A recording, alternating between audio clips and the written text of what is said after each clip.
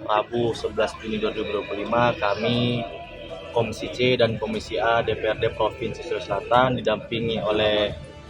Kasat Pol PP Provinsi Sulawesi Selatan Pak Arwin bersama dengan Kepala Dinas Penanaman Modal dan Pelayanan Terpadu Satu Pintu PTSP Pak Srusani bersama dengan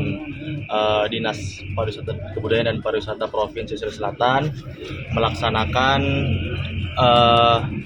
sidak di beberapa tempat hiburan malam yang sempat dilakukan penyegelan oleh pemerintah Provinsi Sulawesi Selatan pada tanggal 16 Mei 2025 kemarin. Di sini kami melakukan pengecekan kembali selaku fungsi kami selaku anggota DPRD untuk melakukan fungsi pengawasan.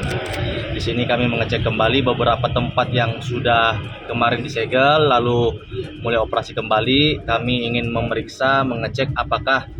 izin-izin yang